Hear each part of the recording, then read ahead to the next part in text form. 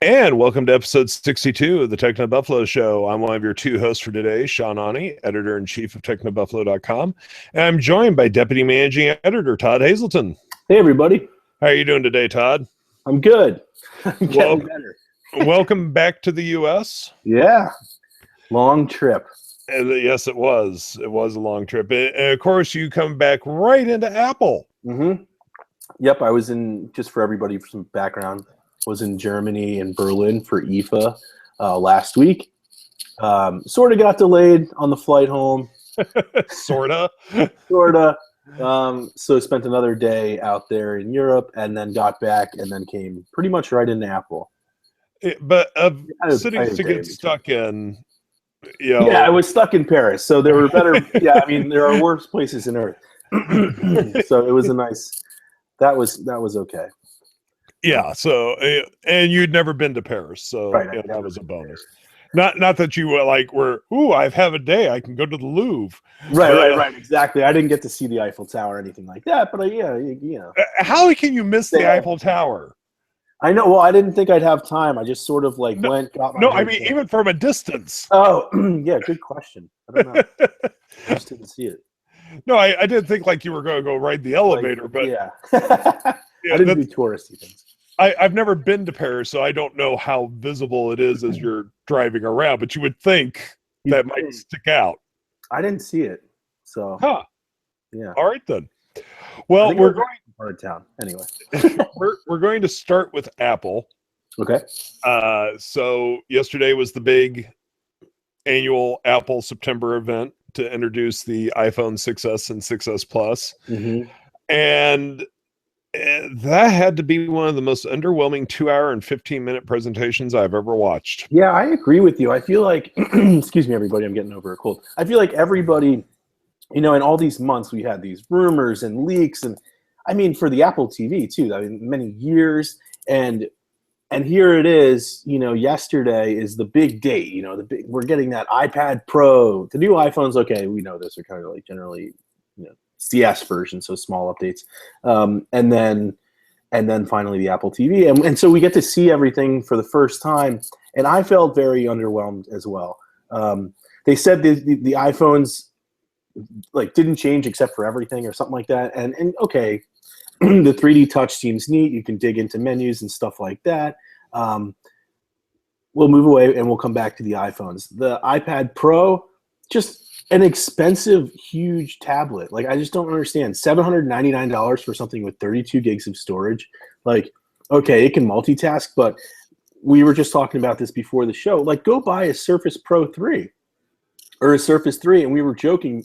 This comic, it's floating around now especially, was making fun of Steve Ballmer at Microsoft when he introduced the Surface Pro 3, or probably the original Surface Pro, actually. And how everybody was like, "What? That's a stupid iPad. What a dumb idea! It's got that keyboard and it's got a cup holder and a kickstand. Lots of jokes." And then yesterday, Apple introduces the iPad Pro with a keyboard, and it seems like people are like, "Whoa, that's awesome! 12.9-inch screen, all that stuff." And it's like, to me, a Surface Pro 3 is a lot more powerful. I mean, you actually get up to a Core i7 processor. Which means you can load all kinds of applications and full version of Windows versus just iOS. So right there, $799 was the starting price. Before you add in the keyboard, which is $169, and the stylus, which is $99, you're at $1,300, which is insane to me. I mean, just get a MacBook Air. So that immediately was like, all right, whatever, that's expensive. And then we get into the Apple TV, and again, people, I was looking on social networks last night, are saying oh, revolutionizing the TV industry, yada, yada, yada. I mean, look, this to me seemed a lot like what Amazon's been doing with the Amazon TV. Roku's been doing for forever. Google's doing now with Android TV, or at least their partners. You have NVIDIA, the Shield. And I think they're doing a great job. And now Apple comes in and does it, and everybody's like, whoa. Maybe it'll revolutionize the industry, and here's why. Because Apple has a huge following of developers, and so they could get a lot more apps than we've seen in the past. I mean, the Shield TV, for example, Android, has very few apps. So that's my long-winded answer. No, I agree with you. To me, one of the most glaring issues with the whole presentation was, where was the iPad Air 3? The iPad Pro, so they updated the iPad Mini. They released the iPad Pro. So now you have a low-end consumer product and a high-end business-driven product. Mm-hmm. Where is the product for this year for the mid to high-end consumer? Right. It's last year's models. Yeah, Which is funny because they spend all this time showing these charts about how much better this iPad Pro is and all that with the new A9X processor. And so it's like kicking everybody else in the stomach that has the iPad Air 2 from last year, and they can't upgrade it if they don't want that 12.9-inch screen or just spend $800. Just like, yeah, you're right. There's like no upgrade. Instead, you just feel like you have this outdated product from last year that now costs everybody else a little bit less. Well, and I didn't do an iPad Air 2. I'm still on the iPad Air. I decided to skip the 2 and wait for the 3. And yeah, I mean, the iPad Pro, first off, it's only got one more pixel PPI than the Air 2. So on a 12.9-inch screen, it's not going to look as crisp. Also, I don't want to carry around a 12.9-inch tablet on a plane. Right. You know, that I mean, let's face it. Excuse me. Let me take my tray table. I mean, if I was just flying, and some tray tables are this big, like yeah, exactly. Yeah, I am. When I'm on a plane, I always, at some point during the flight, I'll turn around, I'll start looking around, seeing what equipment everyone's using, be it a Kindle or, a tablet or whatever. I have never seen a Galaxy Tab 12.1 on a plane. I've never, the only time you see someone with a screen that big is when they're on a laptop trying to actually do some work. Right. You're not going to see your average consumer run out and buy a 12.9-inch tablet. It's not going to happen, especially at that price. Yeah, because here's what, I mean, most of the people you see on a plane, right? Like you're maybe playing games, which I was doing with like either a 3DS or my phone, or you have like your iPad on the tray table, and you hope that you can, finagle it enough that when the food comes by, you can fit the plastic food tray in front of it, and then your drink next to that. I mean, how are you going to do that with it? I'm just like joking around here, but it just doesn't make sense to me. No, it doesn't. Because it's a multimedia machine and consumption device. And if you want a computer, I would, why not get a MacBook Air? I don't get it. Yeah, no, it doesn't make any sense. And just a disclaimer to everyone that's listening to this show. None of what Todd and I are saying is to be construed as the official TechnoBuffalo review. We have not had time with these devices. We have not had time with these devices. It may be a great product. We're just talking about the basic fact that there's now this odd gap in the product line that makes no sense. I think the iPad Pro has some great use cases. I mean, the stuff they showed us with showing the diagram of the human body and being able to update. I think the medical update for the Apple Watch was amazing. Yeah, that stuff's really cool. There was some great stuff shown yesterday. Now, but we do need to address one mind-boggling moment when the first company to come out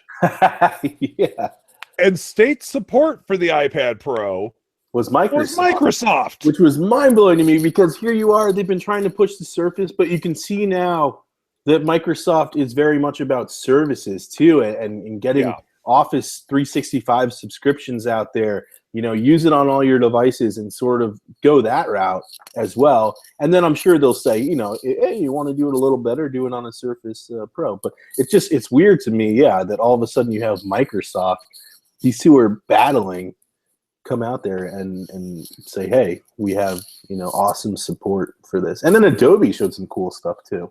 Yeah, there was some very cool stuff shown. Right. I just was blown away by the company that makes the Surface and has advertised the ever-living bejesus out of that thing. Was the first company on stage. On stage with Apple, yeah. I know. Bizarre. Talk about a direct competitor product. Yeah, and here's the thing too that I think is worth considering, and I don't know that I don't think iOS 9 has support for mice, right? Like a mouse.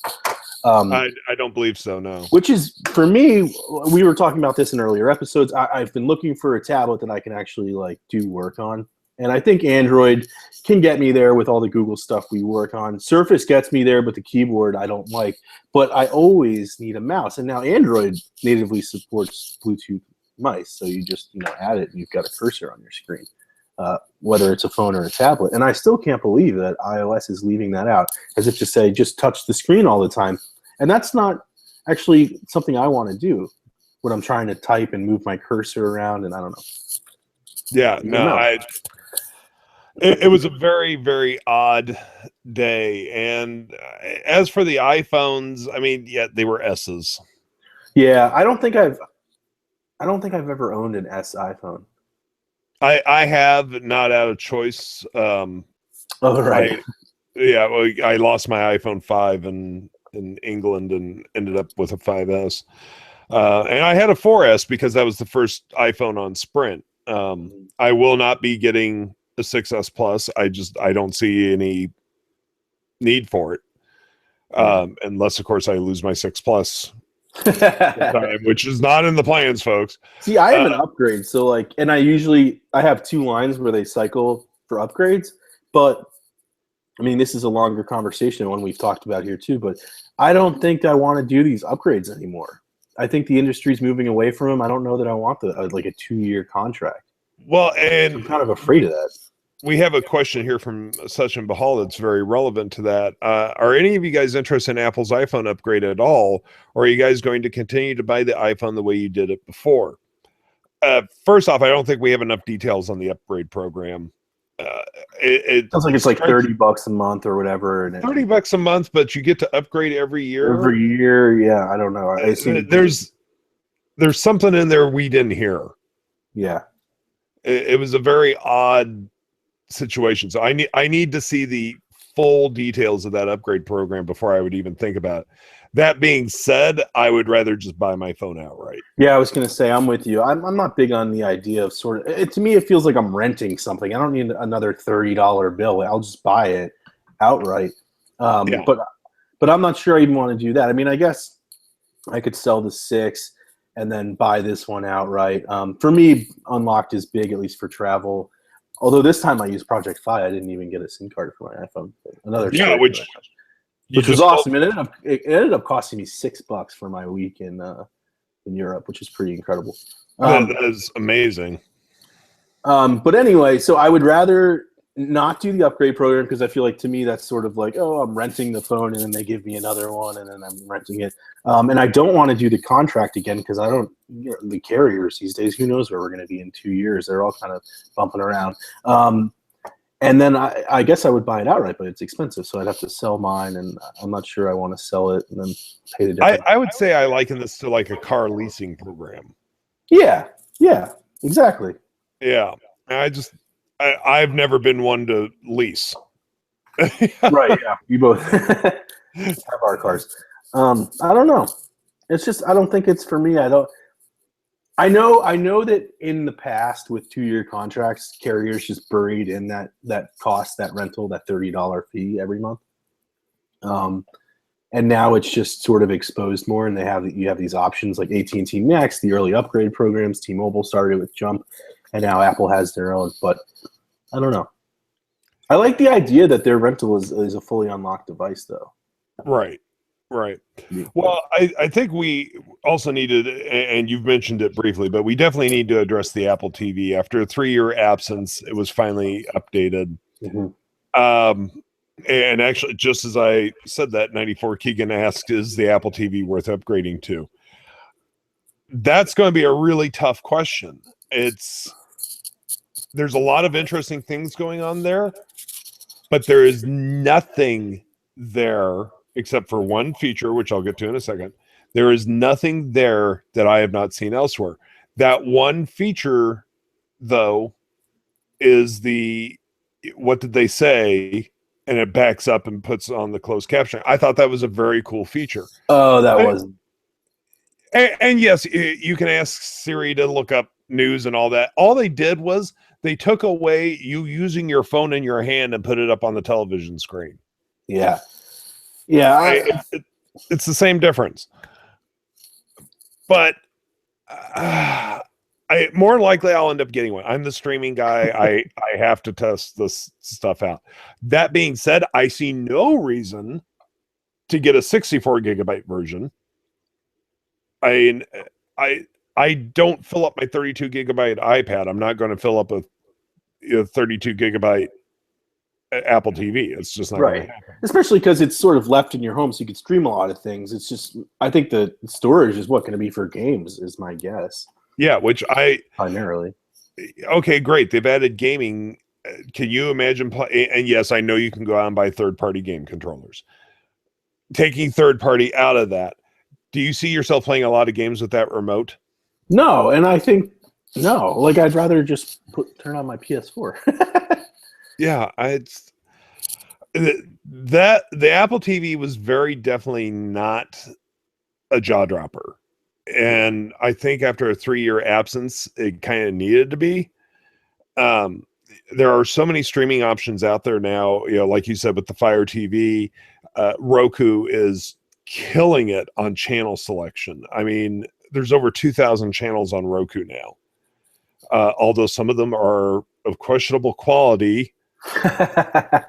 When they're, every week I look at what's been added, and I swear some of those icons were made in MS Paint. Oh, I know those kind of apps. Yeah. Yeah. So. Yes, Roku has a very robust channel selection, only $99. It does have gaming, very limited. I think I've played a game once just to test it out. Mm-hmm. And I don't see a lot in the Apple TV that makes me go, everybody has to own this. Right. And if they truly were, if they truly are working on this streaming service that we've heard so much about, I think they should have held it until the streaming service was ready. I know it's been 3 years. Another 6 months wouldn't have killed them.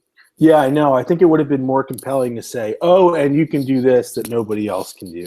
And I get like, the tvOS, the platform they're releasing to developers, like we can have lots of awesome apps then developed for the TV. But the examples they gave, like Airbnb, like the family booking together, I don't understand why that needs to be on the TV. It seems like that's always been sort of done on a computer or a tablet. Or okay, so fine, you're in your living room. Or Guilt TV for shopping. Like, I think Amazon has proven that like a smartphone or a computer is good enough. Like, I guess you can do it. That's cool.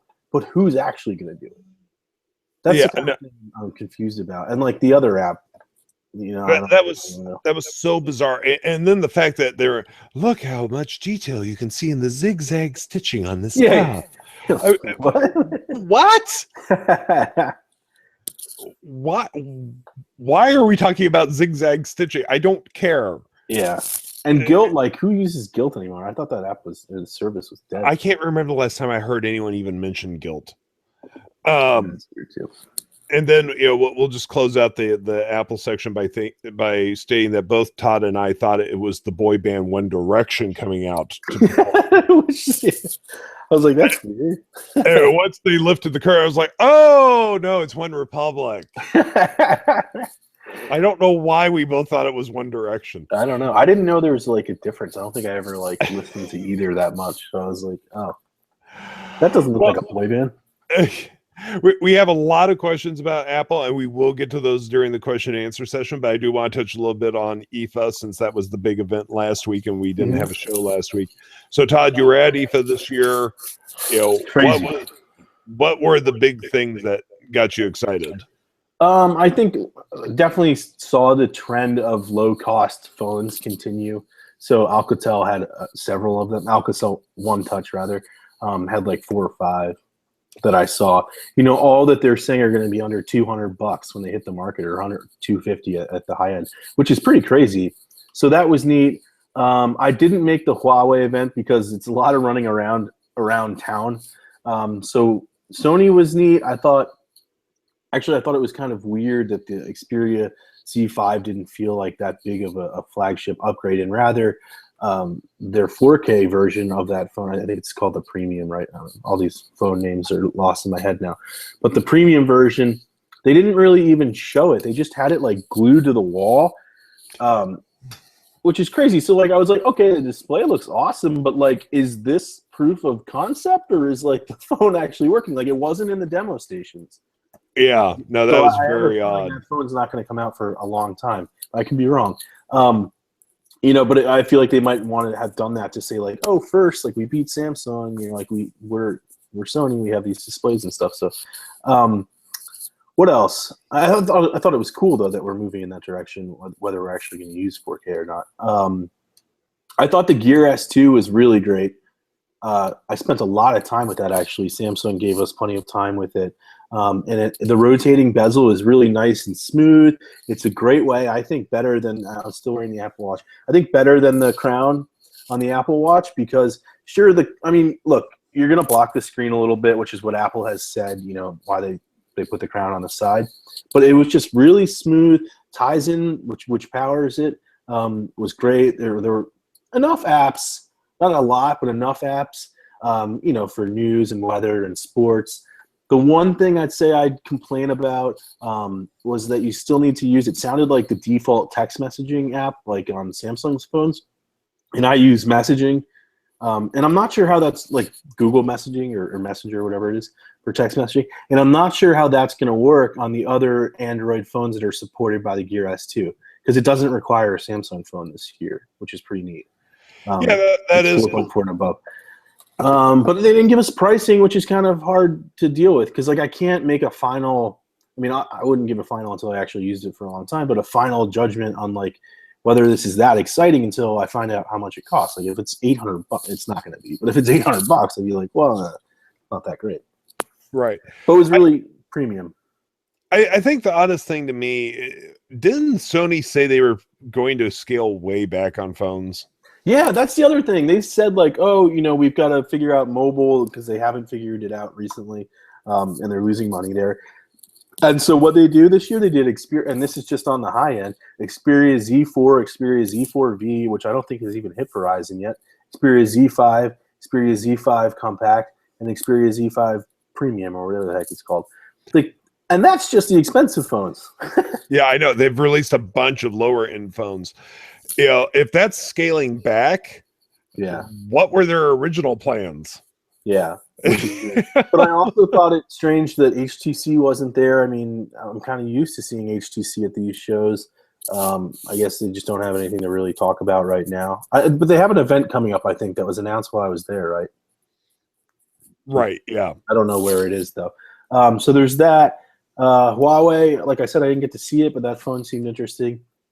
What else did we see? Oh, I saw the Moto 360s, which was totally different because I'm used to covering mobile, being at a Motorola event, and instead I'm at a Lenovo event now because it's owned by Lenovo. So they're like talking about gaming computers and tablets and like all this stuff, and they're like, we're sitting there, me and some other mobile journalists, and then they're like, yeah, the Moto 360, like, wow, this is different. So then you rush in and you got to cover the watches. And funny thing, at that event, Lenovo has a smartwatch. I'm not sure what it's called, but it looks a lot like, at least under the neon lights of these, in the loud music and crowds, it looks a lot like the Moto 360.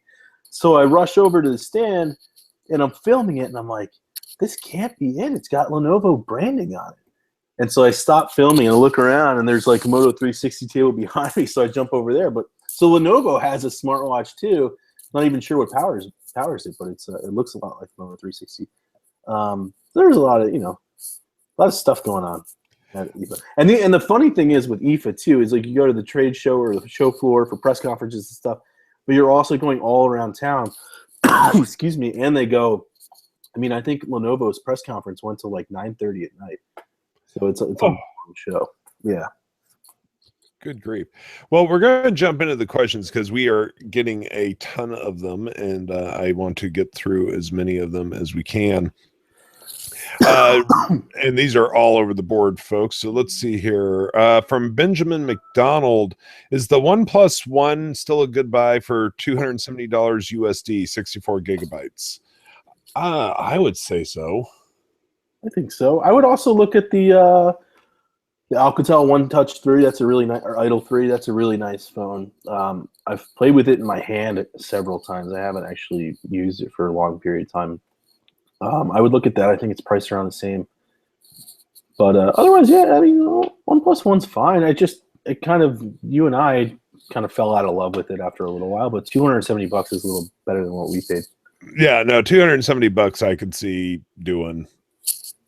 Yeah, I think part of the problem you and I have is it's real easy for us to fall out of love with phones because we have a shiny thing. Ooh, shiny. Yeah. Squirrel. Check out the Moto G too. I mean, it's not as sexy, but it's a little bit cheaper. And that's one of the phones where I'm still like, that was a really great phone. Okay, we've got a question here from Brazen Franco, which is a puzzler. Where does the iPad Pro stand between the cheaper MacBook Air and the entry MacBook Pro?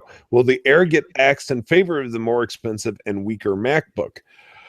That's the strategy here is really puzzling because you now have an iPad with a similar screen size to a laptop, but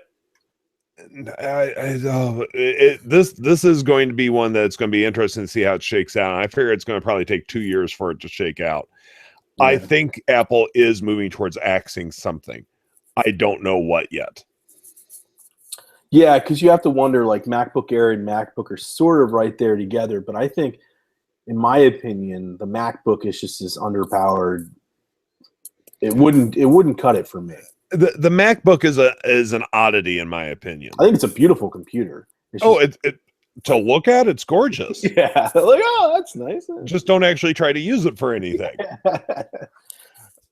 Yeah, it's and I just have to bring this up. I think Todd, you and I, anytime now someone calls us Apple fanboys, we can just point them to this episode. Yeah, but. I mean, normally when an Apple event ends, I'm like, I'm really interested in getting that or maybe that. Yeah. And this time I'm like, I might pick up an Apple TV. Yeah. I might not. I don't know. Yeah. And that's the extent of my interest in purchases this year. Right. I think the blurring, though, Preston, to get in there is probably between that iPad Pro and the entry-level MacBook. Especially considering the power they're saying that the A9X has versus the power we know that Core M in the MacBook has, which I don't think is very powerful at all. And I don't know what the A9X is like, but is OS X, and so where does that start to blend? But I think those two remain right now as sort of like the borders, but where do we cross? And I think that's what you're saying, Sean. Probably the next 2 years we start to see. Yeah, we're definitely reaching a convergence point. Yeah, because the pricing's pretty similar. Yeah, I mean when you outfit the Pro with everything. Yeah, exactly. From Sachin Bahal, do you think Apple will still have another event in October, November? First off, we heard a rumor yesterday that they aren't. But I would say just simply from the amount of stuff that was shown yesterday, there is not another event to happen. Yeah, unless they did like something with computers, but I don't know. I don't think so. Yeah, that's usually a WWDC thing. Yeah, it's going to be odd to see what happens. They might just do quiet refreshes with like the 6th gen Intel Core i processors and stuff. Right. From Divyang Chandri, I'm sorry if I mispronounced your name. Well, the new Todd, I'm getting some feedback from somewhere. Do you have your volume turned down? I'll turn it down even more. Okay. Will the new Apple's new upgrade program allow the international models to be exchanged, like a person who has an Indian iPhone 6 who will be shifting to the US be able to take advantage of the program? I highly doubt it. I don't know, because there's only so many SKUs of the iPhone 6 and 6 Plus because they have so many bands, like the new ones too, the 6S and 6S Plus. That it might work, but I wouldn't rely on it. But I don't know. I mean, it might work. It's worth talking to him too about, but it might just be dependent on like it might be US only for all we know. Yeah, we would love to help you, but that is such a specific use case. I think you'll have to ask somebody from Apple. Right. From Real Ferdias, OnePlus 2 or HTC One M9 Plus? I think I'd go M9. I would probably go OnePlus. I haven't really used it that much, but OnePlus 2, because pricing, M9 Plus. Oh, M9 Plus. I haven't used that one. I was thinking M9. I don't know. Oh no, I can't give a fair answer on that, but I'm guessing the OnePlus 2 is a lot cheaper. So yeah, I mean, if you're after price, then definitely OnePlus 2. If you don't care about the price, I would lean towards the M9 Plus because I just think HTC has such great physical design. Yeah. And I love Sense. A lot better design. Yeah. Sense is the only skin that I can tolerate. Yeah. From Brezen Franco, what do you expect, if any, of the Zenfone 3 at CES 2016? Probably. I hope so. That was a confusing press conference to be at IFA, I'll tell you what, because they announced like 6 phones that have already been on the market. And I'm like sitting there, as a journalist, because sometimes sometimes these are exclusive to certain countries and stuff. When they're launched, I'm sitting there Googling them as we go, like making sure, do I have to cover that? Do I have to cover it? These phones, they announced one of them was as old as last CES. So maybe we'll have a Zenfone 3 because what we saw wasn't new. You got to be working on something. I'm more just sitting here going, do we really have to start talking about CES? Yeah, that too. But where is this year gone, Todd? I don't know. It's flying by. I've already started getting CES emails. Yep. It's September. Talk to me a couple months down the road. Yeah. Oh, good grief. From Sachin Bahal, is the iPad Pro worth the upgrade from the iPad 2, or should I consider one of the iPad Airs? From the iPad 2, I would say Air, unless you really just want a bigger screen. Yeah, it's definitely worth the upgrade, though. The iPad 2 is old. Yeah. Well, I mean, yes, it's old. It still works. Yeah. But I'm saying, is it worth the upgrade? It's certainly, we saw the performance difference yesterday. Oh, yeah. The performance difference is amazing. Whether you need one or not is, yeah. Oh, I didn't tell you. I cannot remember what generation this is, but when I was cleaning my house recently, I found in a drawer one of my old iPod Touches. Nice. And I have to try to remember which model this is because it cannot upgrade past iOS 6.1.2. What does it say? Like, that's it? They're just like, you're up to date. I'm like, it's 6.1.2. On the horizon. It had been over 2 years since I had last turned this on. But yeah, the model should be on the back bottom. I just haven't taken it out of its case yet. I also found... I got to go through my drawers and find old things. My original iPad Mini. That's awesome. Yes. Yes, I was quite excited to find... I also found, I don't have it on my desk right now, I found my Palm 7X, which still worked. Wow. Yeah. Well, the thing was, I was like, oh, do I even have a charger for this? I forgot it ran on AA batteries. I was like, oh, okay. Someone bring me 2 AA batteries. Hey, look, it powered up. That is awesome. Can you imagine how long would I'm sure you could figure it out. How long would like an iPhone last on 2 AA batteries? Oh, probably like 10 minutes. Yeah, I'm sure I don't know how to do that. I'm sure some electrical expert could figure it out, but yeah. That's definitely not either one of us. Right. From Brezen Franco, is Apple trying to enter the motion gaming segment with the Apple TV? You know, this was funny. Yesterday, Joey, our gaming editor, he helps with the Apple events by, editing posts after they've been published and all that. And he watches along, so he just knows what's coming. And when they start talking about motion control, he's like, "Are you kidding me?" He goes, "I'm getting these ideas from." He's like, "Look, we've done this. It didn't take off. It was popular for a while. It's not going anywhere." He goes, "What are they doing?" But the whole family can have fun. Didn't you see?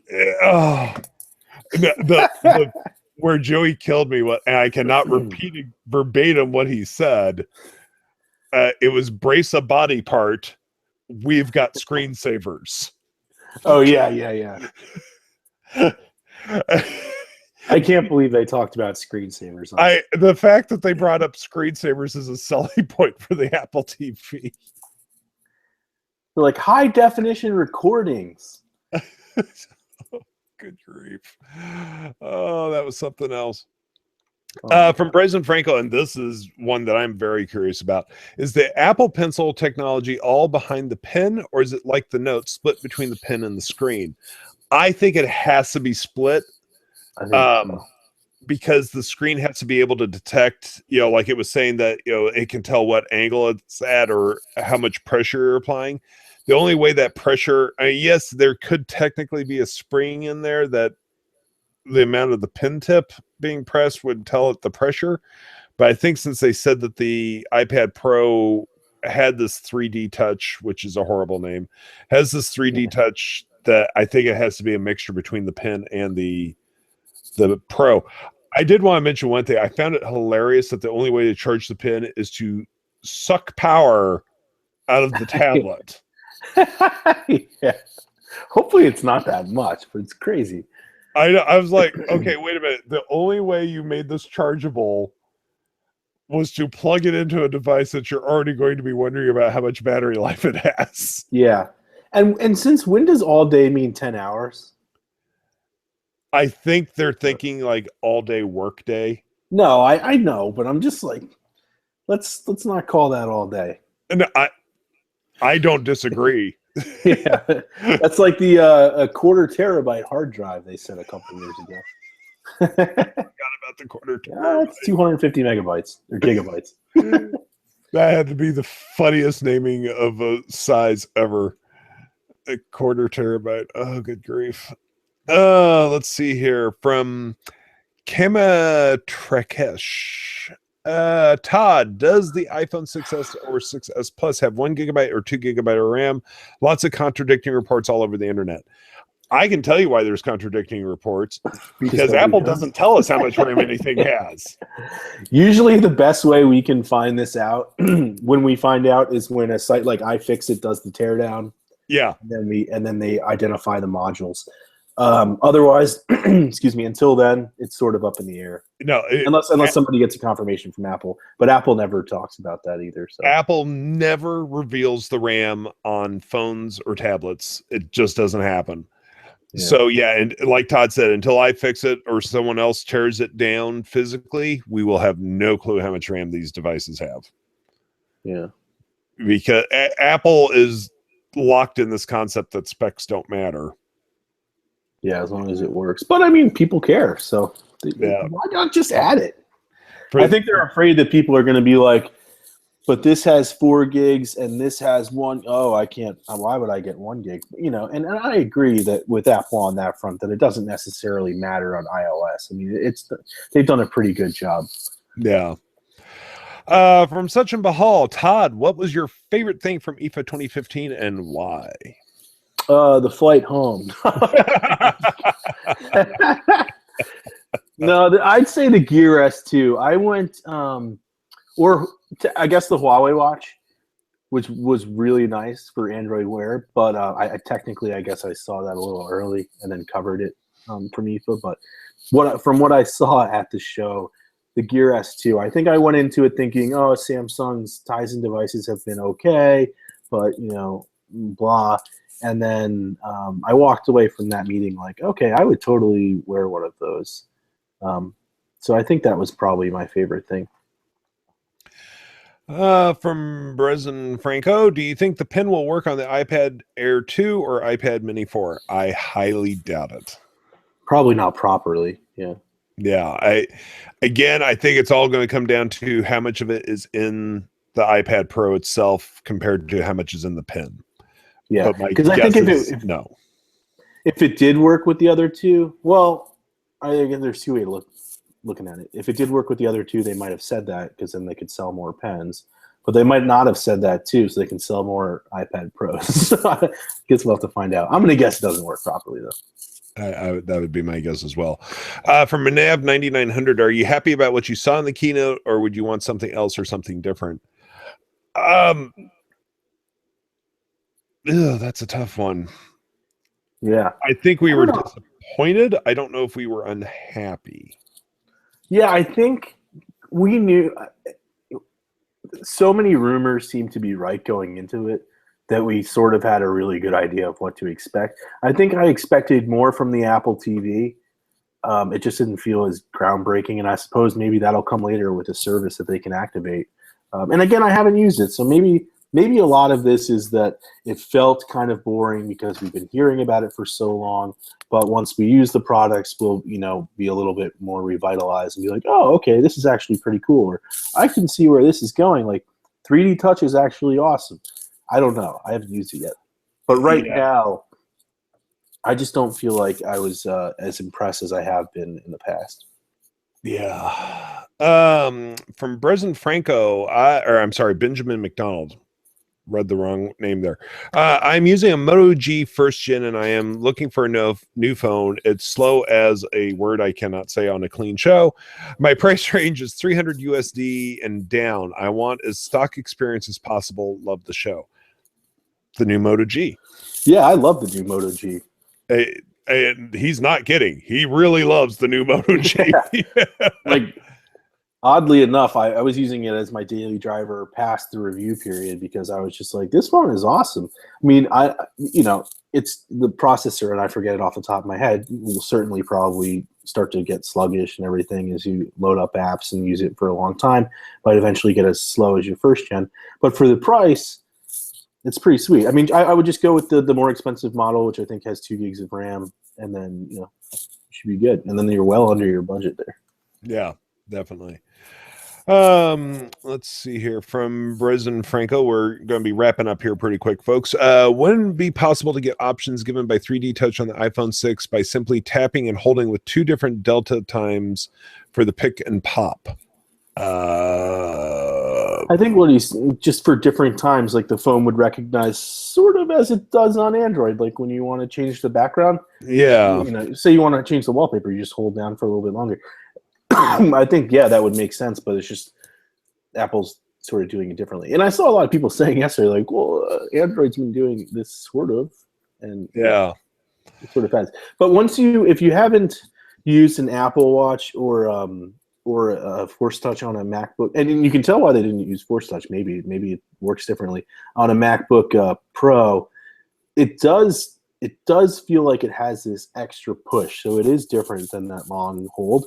But Brezen, I think you're right. Like it could theoretically seem to work that way if you just long held. Well, just like you would move an icon around on the home screen on an iPhone. Why can't they just change the times like that? Yeah. Well, folks, that is going to bring this week's episode of the TechnoBuffalo Show to a close. As always, we appreciate you joining us. We will be back next week. Till then, please make sure to go to the iTunes store where you can rate and review us by searching on the TechnoBuffalo Show. It does help the show, so we do appreciate it. You can also find us on Pocket Casts. You can subscribe via RSS feed, or you can find us on the Stitcher app, which means you can listen to us anytime, anywhere. Anywhere there are podcasts, you can find the TechnoBuffalo Show. Until next week, I'm Sean Ani. I'm the editor-in-chief of TechnoBuffalo.com. I've been joined by Deputy Managing Editor Todd Hazelton. Bye, everybody. Till next week, take it easy, everyone. Bye-bye.